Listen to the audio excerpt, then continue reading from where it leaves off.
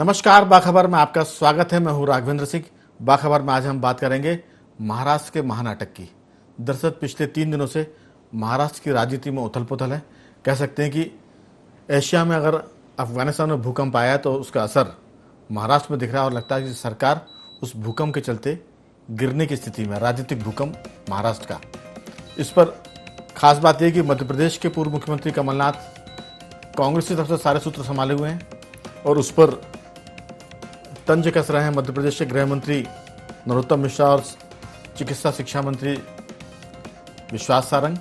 लेकिन हम इस पूरे मुद्दे पर बात करेंगे जो पूरे शिवसेना के नायक बनकर निकले हैं असंतुष्टों के, शिंदे की बात करेंगे कि आखिर शिंदे की रणनीति क्या है। क्या महाराष्ट्र में उद्धव ठाकरे की सरकार को खतरा है, चली जाएगी, या शिंदे बनेंगे मुख्यमंत्री? बीजेपी की रणनीति क्या होगी, शिवसेना की रणनीति क्या है, और एनसीपी के शरद पवार जो चाणक्य माने जाते हैं उनकी रणनीति क्या है। इन तमाम मुद्दों पर बात करेंगे कि आखिर महाराष्ट्र के इस महानाटक का अंत कब होगा, किस तरह होगा, क्या हैप्पी एंडिंग होगी या उद्धव ठाकरे की सरकार गिरेगी, शिवसेना बटेगी। ये बहुत सारे सवाल हैं, बहुत सारी बातें। चर्चा शुरू करने के पहले सुनते हैं कि इस मुद्दे पर मध्य प्रदेश के मुख्यमंत्री शिवराज सिंह चौहान, नरोत्तम मिश्रा क्या कहते हैं। कमलनाथ का हाथ महेश परमार के साथ, बाकी कांग्रेस हो गई अनाथ और अब महाराष्ट्र निकल गए कमलनाथ।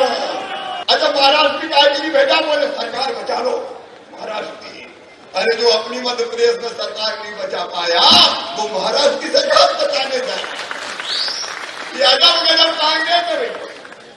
ये कांग्रेस कभी आपका भला कर सकती है क्या? ये भला नहीं करेगी। ये तो अंतिम सांसें गिन रही है, अंतिम सांसें गिन रही है। अब उनके सबसे बड़े नेता ईडी के चक्कर लगा रहे हैं। अरे ईडी में क्या दिक्कत है भैया? अगर कोई गड़बड़ नहीं की, मैं कांग्रेस की दुर्गति बता रहा हूं। अगर कोई गड़बड़ नहीं की तो काय को घबरा रहे हो? ईडी को जवाब दे दो। अपनी बिगड़ी बना ना सके हम, जमाने भर के घड़ी साज हैं हम। कमलनाथ जी को भेजा है और अपने यहाँ कहावत है कि जहां जहां संत मठा को जाए। अब कमलनाथ जी गए तो तय है कि ये सरकार अब जा रही है शिवसेना। कमलनाथ जी ने 15 महीने सरकार चलाई और उनकी सरकार का क्या हुआ, और अब वो महाराष्ट्र गए हैं तो आप समझ सकते हैं कि महाराष्ट्र का क्या होने वाला है। मध्य प्रदेश तो संभल नहीं रहा। मध्य प्रदेश में तो टिकट बांट नहीं पा रहे पार्षदों के। मध्य प्रदेश में तो अपनी पार्टी को एकजुट नहीं कर पा रहे। गुट और गिरोह में बटी हुई मध्य प्रदेश की कांग्रेस पार्टी के नेता सरकार बचाने के लिए चले हैं महाराष्ट्र। तो आप समझ सकते हैं महाराष्ट्र में क्या होगा।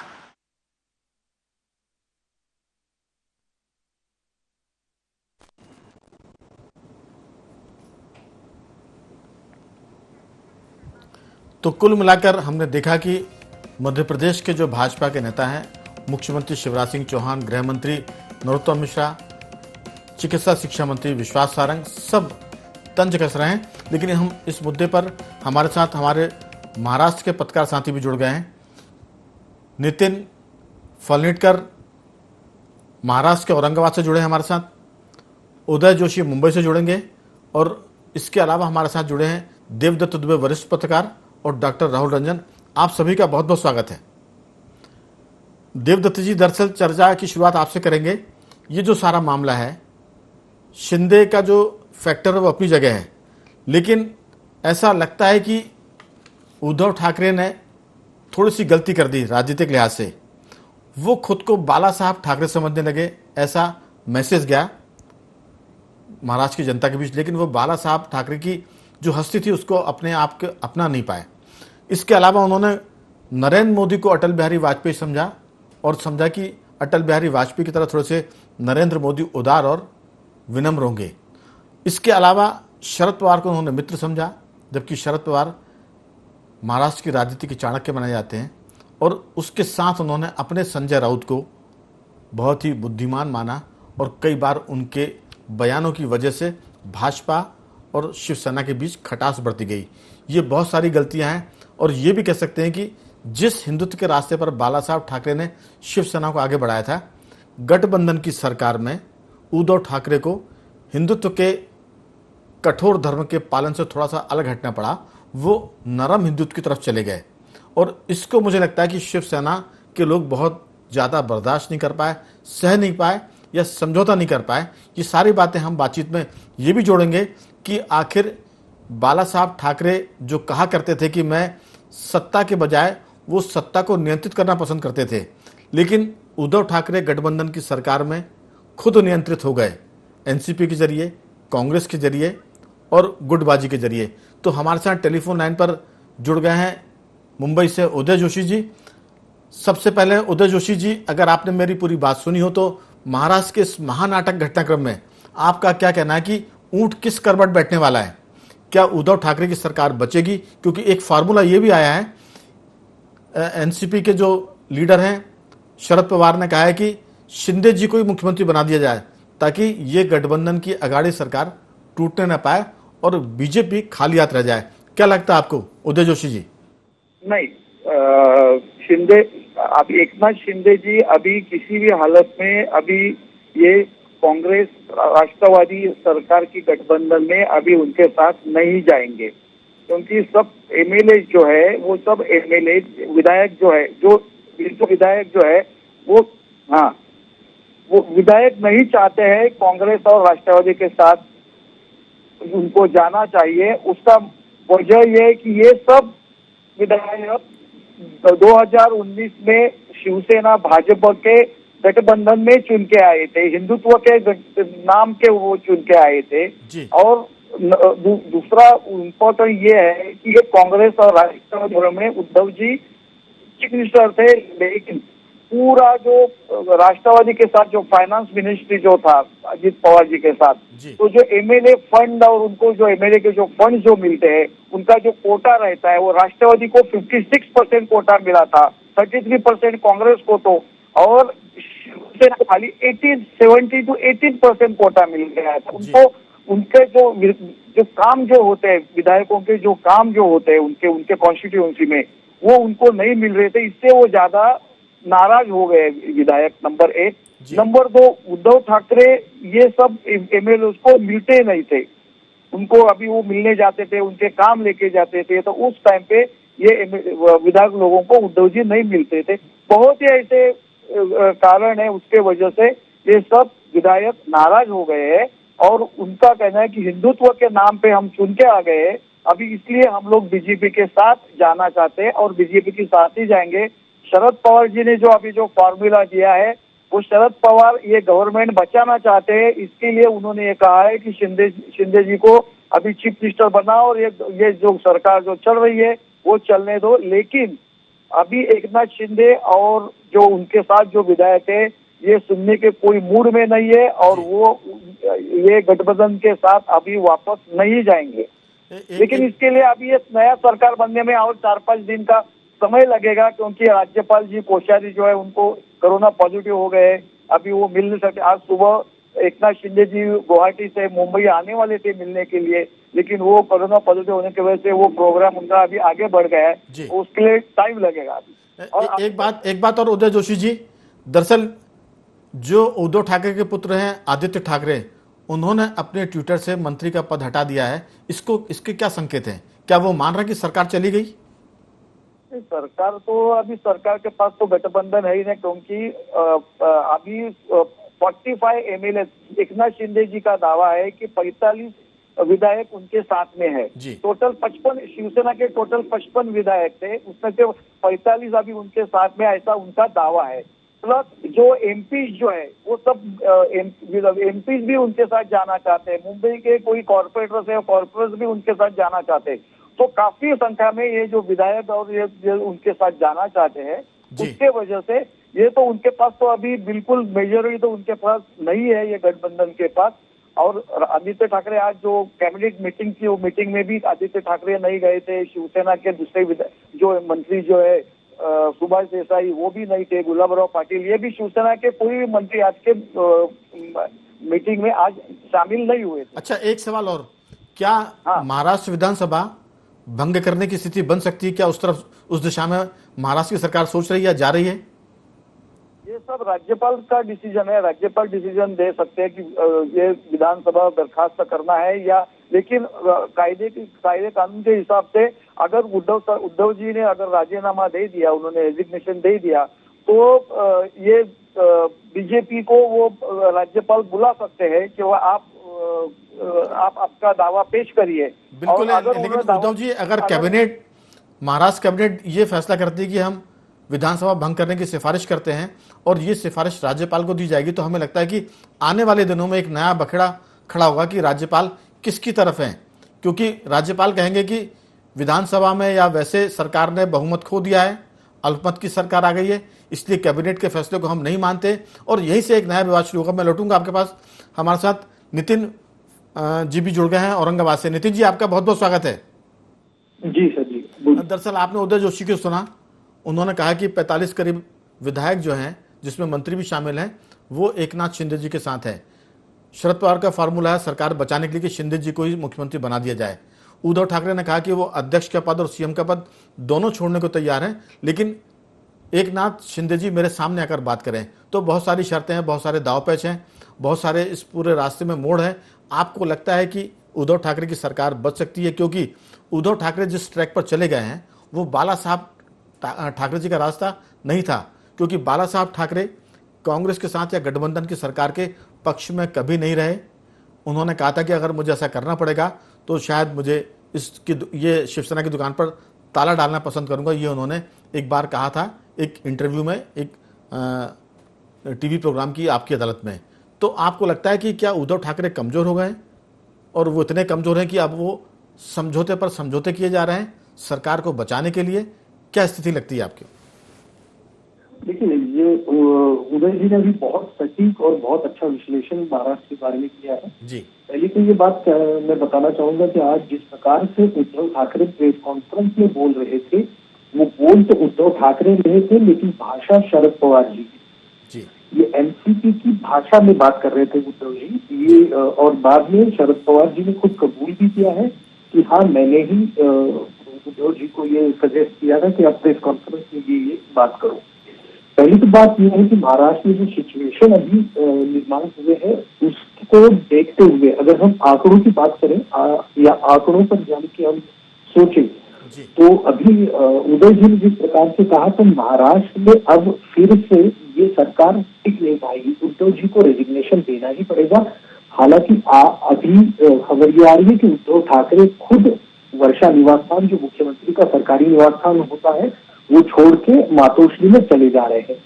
आज दिन भर की कुछ घटनाएं अगर देखी जाए तो वो देखते हुए ये तो सरासर तय है, ये तो मान लिया गया है कि अब उद्धव ठाकरे सरकार नहीं रहने वाली है। क्योंकि जिस प्रकार से पहले 2 दिनों में, पिछले दिन का हम अगर सोचें, तो महाराष्ट्र से पहले एकनाथ शिंदे 5 विधायक और 8 समर्थक लेके निकले थे। वलसाड़ में उनका भाजपा से कुछ नेताओं ने और उन्होंने स्वागत किया। बाद में जहां वो सूरत में ला मेरिडियन में पहुंचे, उसके बाद में रात भर में 11, 17, 28 और 29 तक संख्या सारे जो पार्षद ये थे, एमएलए थे शिवसेना के, इनकी बढ़ती गई। और आज दिन भर में अगर आप एकनाथ शिंदे के ट्वीट और एकनाथ शिंदे जो भी मीडिया से बात किए हैं वो देखे हुए होंगे, तो उनकी संख्या लगभग 46 तक पहुंच चुकी है। हालांकि उसमें से 34 या 33 तक शिवसेना के एमएलए हैं। उसके बाद में ऊपर जो बचते हैं वो एक एनसीपी और बाकी सारे जो एमएलए हैं वो अपक्ष उम्मीदवार हैं, जो अपक्ष एमएलए जिसे कहते हैं। अगर ये हम संख्या आंकड़े देखते हैं तो महाराष्ट्र में 144 इसके लिए लगते हैं मेजॉरिटी के लिए, जो अभी महाविकास आघाड़ी खुद खो चुकी है। एक बात दूसरी बात यह है कि जी आप बात पूरी करें जी। दूसरी बात यह है कि महाविकास आघाड़ी इस हालत में जिस प्रकार से आई है, तो अंतर्गत जो उनका कम्युनिकेशन गैप था वो आज भी दिखाई दे रहा है। एक तरफ शरद पवार जी कह रहे हैं कि ये शिवसेना का अंतर्गत मामला है, शिवसेना देखे। दूसरी बार फिर शरद पवार जी कह रहे हैं कि हाँ, मैंने उद्धव ठाकरे को बताया था कि आप ये जाकर प्रेस कॉन्फ्रेंस में ये बताइए। अब संजय राउत का स्टेटमेंट आ रहा है कि हाँ, हम अगर फ्लोर टेस्ट होती है तो फ्लोर टेस्ट करने के लिए तैयार है। एनसीपी के कद्दावर नेता जो नितिन जी, इसमें एक बात है, जितने भी विधायक हैं वो मुंबई के नहीं हैं, मुंबई से बाहर के। शिवसेना का असर सबसे ज्यादा मुंबई में है। जो विधायक है वो मराठवाड़ा के हैं या उत्तर महाराष्ट्र के हैं, जहां शरद पवार का असर ज्यादा है। तो जो शरद पवार को मित्र समझने की गलती कर गए उद्धव ठाकरे, और उसी का ये नतीजा है, क्योंकि चाणक्य भी कहे जाते हैं शरद पवार महाराष्ट्र की पॉलिटिक्स में, और उन्हीं के इलाके के सर्वाधिक विधायक एकनाथ शिंदे जी के साथ है। एक बात तो ये, दूसरा ये कि क्या संजय राउत की बयानबाजी ने भी भाजपा को ज़्यादा तल्ख किया है, अमित शाह को तल्ख किया है, नरेंद्र मोदी को बहुत तल्खी में लेकर आ गए, और जिसे वो अपना मानते थे कि बहुत ही ज्ञानी पुरुष हैं संजय राउत जी, उनके एक तरह से विद्वत जन हैं। क्या संजय राउत की वजह से भी ये संकट बढ़ा है? बिल्कुल ऐसा कहा भी जाता है, जैसे कि शुरू में जब शिवसेना भाजपा को छोड़ के राष्ट्रवादी और कांग्रेस का दामन थामने चली थी, उस टाइम पे भी काफी सारे शिव सैनिकों ने इसको अपोज किया था। उन्होंने कहा था कि ये अपना अलायंस नहीं है। उस टाइम पे भी काफी बार ये कहा गया कि ये संजय राउत जी ये सब चला रहे, संजय राउत जी ये कर रहे, क्योंकि संजय राउत जी करीबी माने जाते हैं राष्ट्रवादी के शरद पवार जी के साथ, और तब से ही शिव सैनिकों में कहीं ना कहीं नाराजगी थी कि ये सब संजय राउत जी करवा रहे हैं। बिल्कुल, मैं नितिन जी लौटूंगा आपके पास। हमारे दो साथी और टेलीफोन लाइन पर और स्काइप पर, एक मध्य प्रदेश के वरिष्ठ पत्रकार देवदत्त दुबे जी भी हैं। मैं ये एक सवाल छोड़ के जा रहा हूं आपके पास नितिन जी, वो ये कि क्या उद्धव ठाकरे का हिंदुत्व से पीछे हटना भी शिव सैनिकों को नागवार गुजरा, वो उनको पसंद नहीं आया, और उसी का खामियाजा ये विभाजन की स्थिति वो देख रहे हैं? ये सवाल मैं छोड़कर जा रहा हूँ। उदय जी से भी रहेगा और आपसे भी सवाल है। देवदत्त जी, क्या उद्धव ठाकरे, जो बाल ठाकरे साहब की लाइन थी राजनीति में और हिंदुत्व को लेकर, गठबंधन की सरकार में उनको बहुत सारे मुद्दों पर समझौता करना पड़ा, और उसी के चलते एकनाथ शिंदे भी नाराज हुए, शिव सैनिक भी नाराज हुए, उसी के चलते मनसे बनाकर शिवसेना छोड़ने वाले राज ठाकरे भी शिवसेना से नाराज है। तो ये बहुत सारा मिला जुला मामला था जो अब इकट्ठा हो गया है, और इकट्ठा होने की वजह से उनको सरकार छोड़ने की स्थिति बन रही है, शिवसेना के अध्यक्ष पद छोड़ने की स्थिति बन रही है। क्या आपकी राय इस पर? बिल्कुल राघवेंद्र जी, आपने अभी जो कहा और शुरू में कहा था, यही सब कारण है इनके ठाकरे शिवसेना के हश्र जो हुआ है। क्योंकि जब व्यक्ति या कोई दल अपना मूल छोड़ देता है तब उसका यही हश्र होता है। शिवसेना का मूल हिंदुत्व था, यहाँ तक कि भाजपा से भी ज्यादा कट्टर हिंदुत्ववादी पार्टी शिवसेना मानी जाती थी, और उसके जो पीछे रहते थे वो बाल ठाकरे रहते थे, वो किंग मेकर की भूमिका में रहते थे। तो ये दो कारण थे। एक तो उद्धव ठाकरे ने हिंदुत्व की जो विरोधी पार्टी थी उनसे गठबंधन कर लिया, और महाराष्ट्र जैसे प्रदेश में तो उनका मूल पूरा खिसक गया। केवल सत्ता के साथ जुड़े रहने चाहते वो लोग जुड़े रहे, और वो भी धीरे धीरे सब एकत्रित हो गए, आज जो परिस्थितियां बनी। और दूसरा कि आप खुद भी मुख्यमंत्री बन रहे, बेटे को भी मंत्री बना रहे, तो वो जो चीजें हैं, जो समझ और जो धमक या वो जो था तत्व सत्व बाल ठाकरे जी में, वो उद्धव ठाकरे में नहीं दिखाई दिया। और उन्होंने जिस तरीके से संजय राउत सरी के लोगों के बड़बोलेपन को भी प्रश्रय दिया, उनकी बातों में आ गए, वो समझ ही नहीं पा रहे कि पूरी दुनिया के साथ साथ देश में जो जिस तरीके का राजनीतिक परिदृश्य बदला है, नया नेतृत्व आया है, वो अटल आडवाणी वाला युग नहीं है, मोदी और साय वाला युग है। वो कहीं झुकते या वो समझौतावादी नहीं है, उनको जो निर्णय लेते वो ठोस निर्णय लेते हैं। और जब कोई उनको इस तरीके से ब्लैकमेल कर, तब तो वो क्या करते हैं, वो पहले तो अटल जी एक वोट पर सरकार गिर जाए लेकिन एक वोट नहीं खरीदते थे। ये लोग अभी ऐसे हैं कि एक विधायक होगा तो हम सरकार बना लेंगे। बिल्कुल। तो ऐसे समय आप उनको आंख दिखाओगे तो हास्य यही होना है।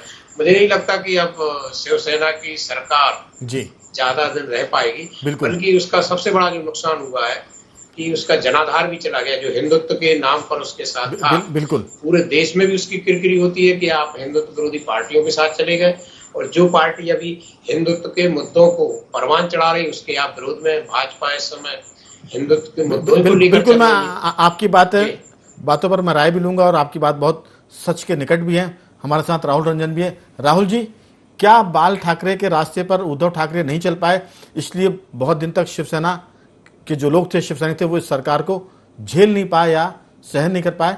एकनाथ शिंदे जैसे लोग जो शिवसेना के बहुत मजबूत स्तंभों में थे, बाल ठाकरे के अनुचर में थे, वो अब बगावत पे आ गए। क्या ये सरकार दम तोड़ रही है, अंतिम सांसें गिन रही है? आपकी टिप्पणी।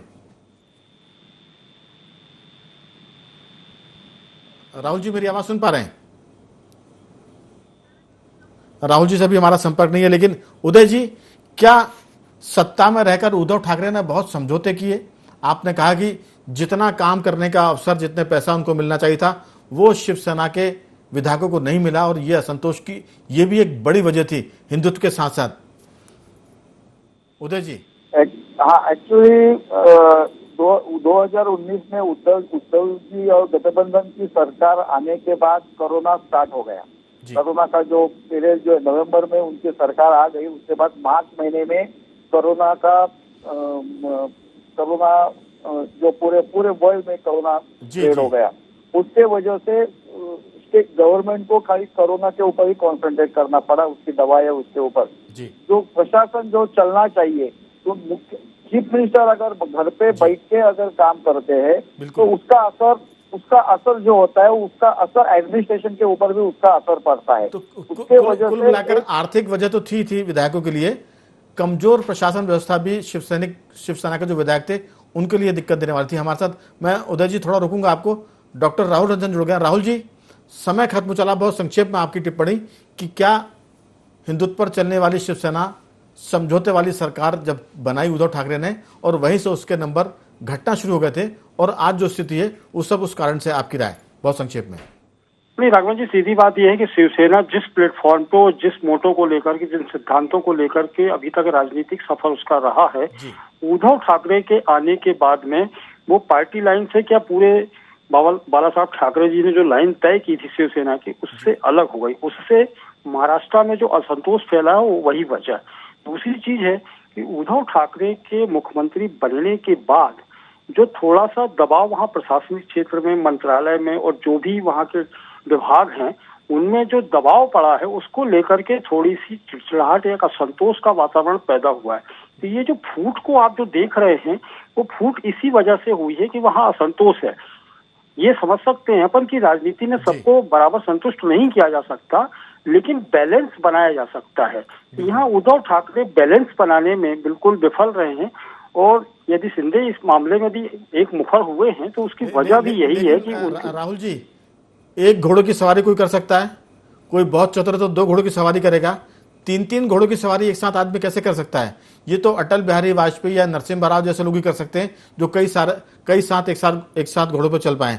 लेकिन समय की तंगी, आपने जो बात की उसका लबोलवाब ये कि वो सबको साथ लेकर चलने में सफल रहे, खासतौर से जो शिवसेना थी और हिंदुत्व था। नितिन जी, कोई आपकी इस पर अंतिम टिप्पणी? नितिन जी, मेरी आवाज सुन पा रहे हैं? हाँ जी। पूरे कार्यक्रम को लेकर जो आपका कहना है 2-4 वाक्यों में कि क्या उद्धव ठाकरे क्यों असफल होते दिख रहे हैं? देखिए, 2-3 चीजें इसमें मैं शॉर्ट में आपको बताता हूँ, समय की मर्यादा भी है। तो एक तो चीज ये है कि उद्धव ठाकरे का जो शिव सैनिकों से कांटेक्ट था वो कम हो गया। उद्धव ठाकरे मंत्रियों से, पार्षदों से, एमएलए से, एमपी से मिलना उनका कम हो गया।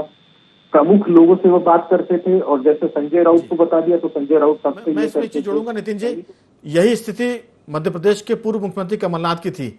उनका भी अपने विधायकों से, अपने मंत्रियों से संवाद नहीं था। इसके चलते मध्य प्रदेश में कमलनाथ जी की सरकार गिर गई। और अलग बात है कि वो कमलनाथ जी अपने विधायकों को, कांग्रेस के विधायकों को बचाने के लिए महाराष्ट्र भेजे गए हैं। जो आपने कहा कि संवादहीनता और समन्वय की कमी के चलते ये स्थिति बनी है। देवदत्त जी, आपकी इसमें कोई अंतिम टिप्पणी? बिल्कुल, मेरा यही कहना है कि आप अपनी विचारधारा जब छोड़ेंगे तब ऐसी परिस्थितियों का सामना करना पड़ेगा। और अब शिवसेना के लिए भविष्य की राय भी बड़ी मुश्किल भरी हो गई है, क्योंकि जिस तरह से उनका एक जनाधार खिसका है, उसको पाने के लिए उन्हें बाल ठाकरे जैसे पद का अनुगमन करना पड़ेगा। बिल्कुल। तो कुल मिलाकर उद्धव ठाकरे मुश्किल में है, सरकार चलाचली की बेला में है, और उसके जो बहुत सारे कारणों में से खास ये है कि वो अपने आप को बाल ठाकरे समझने लगे थे, लेकिन बाल ठाकरे जैसी आक्रामकता नहीं थी, बाल ठाकरे जैसा उनका एक तरह से प्रखर राष्ट्रवाद और हिंदुत्ववाद नहीं था। और इसके अलावा उन्होंने एनसीपी के मुखिया शरद पवार पर भरोसा किया, जो खुद बहुत चाणक्य माने जाते हैं, क्योंकि बागी विधायक शरद पवार के क्षेत्र के ज्यादा हैं। इसके अलावा संजय राउत भी एक बड़ी वजह है, जो अपने बड़ बोलेपन की वजह से उद्धव ठाकरे के बहुत सारे राजनीतिक समीकरणों को कई बार वो बिगाड़ देते थे। तो कुल मिलाकर आने वाले दिनों में महाराष्ट्र में राजनीतिक भूकंप आया हुआ है। देखते हैं इसमें कौन कौन धाराशायी होते हैं। सरकार बचती है कि जाती है समय बताएगा, लेकिन अभी संकट में है और कुल मिलाकर उद्धव ठाकरे ने मुख्यमंत्री निवास खाली कर दिया है और ऐसा अनुमान है कि 2-4 दिनों में या एक हफ्ते में कोई नया समीकरण बनेगा और सरकार शायद बदल जाए। उम्मीद करते हैं कि जो भी कुछ होगा वो बेहतर होगा और लोकतंत्र की उसमें रक्षा होगी। उदय जोशी जी, नितिन जी, डॉक्टर राहुल रंजन और दिव्यत जी, आप सभी का बहुत बहुत धन्यवाद। बाखबर में आज सिर्फ इतना ही। कल किसी और मुद्दे पर आपसे बात करेंगे, तब तक बने रहिए हमारे साथ और देखते रहिए IND24।